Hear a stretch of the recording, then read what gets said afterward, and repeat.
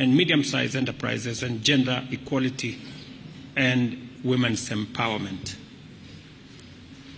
Finally, as we have witnessed, the tripartite agreement on the importation and transit of refined petroleum products through Kenya to Uganda, whose signing we've just witnessed, enables Uganda National Oil Company Limited to import refined product commodities directly from producers in different jurisdictions, thus bringing to an end the challenges faced by the sector in Uganda. We will continuously provide support to make sure that this new agreement is implemented, is functioning, and is mutually beneficial. It is in our place as Kenya to support Uganda to achieve its aspirations when Kenya is called upon. We are confident that these instruments will consolidate our strong relations and anchor it on a transformative trajectory. As leaders, we are committed to implementing all our obligations in order to reap their full benefits.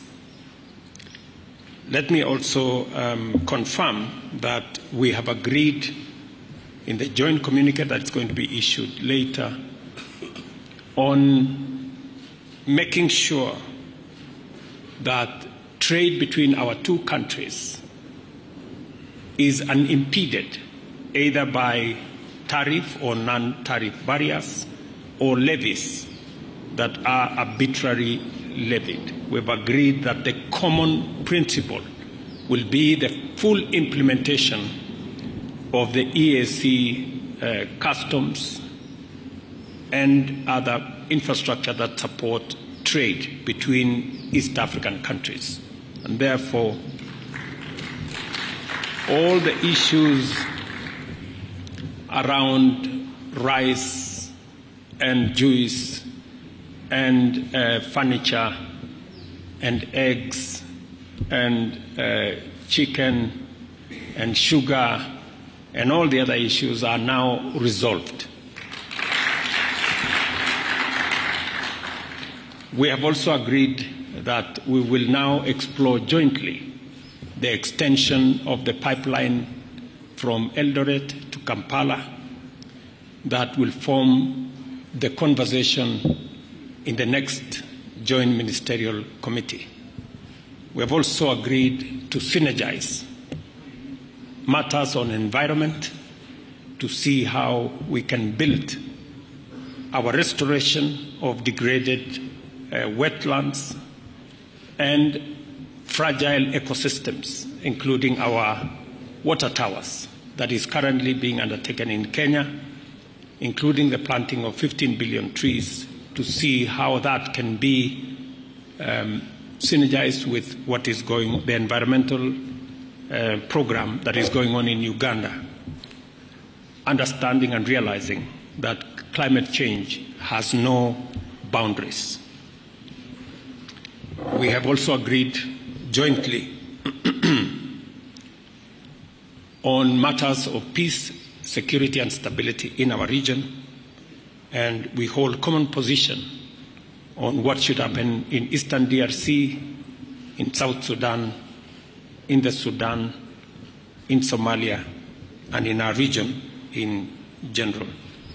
The meeting also emphasized the importance of extending, as I have said, the SGR from Naivasha to Malaba, but all the way to Kampala and DRC as an efficient and sustainable infrastructural artery for the transformation of goods.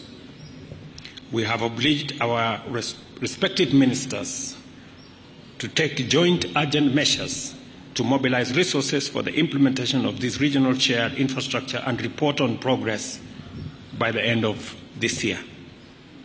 As pertains to our regional agenda, President Museveni and I appreciated the benefits and power of our close coordination with respect to the East African Community, Intergovernmental Authority on Development, and the Africa Union and other regional organizations, which we recognize as the building blocks for the greater integration of our countries at the continental and international level.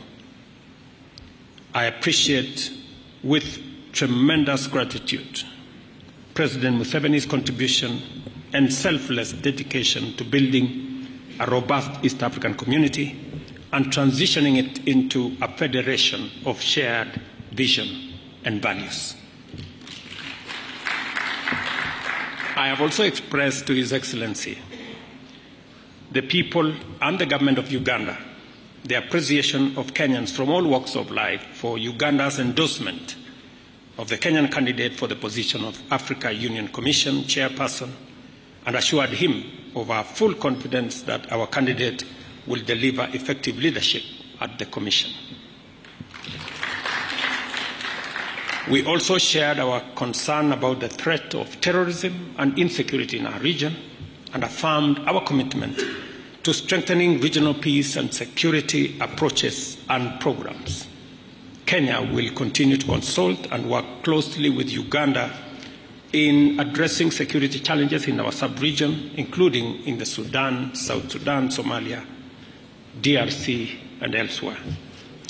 During my meeting with President Museveni, we expressed concern on the drawdown of ATMIS in Somalia, and we urged that the timelines for the drawdown align with the security conditions on the ground in Somalia, not just the calendar that has been laid out. Before I conclude, let me reiterate that President Museveni's visit underscores the enduring bonds of friendship and partnership for peace and development between Kenya and Uganda. As we continue on this journey of cooperation and solidarity, we have used today's visit to reaffirm our commitment to do even more together for the greater good of our nation, our region, and our continent.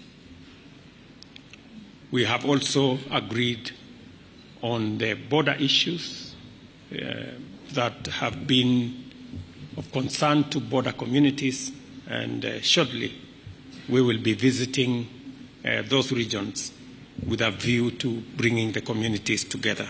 I take this opportunity to assure Your Excellency of my personal support and commitment of the Republic of Kenya to work with you and the government of Uganda in furthering our bilateral agenda and mutual interest of our people.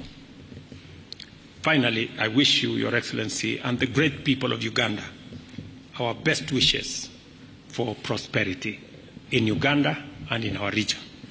Asante sana, mzee, karibu.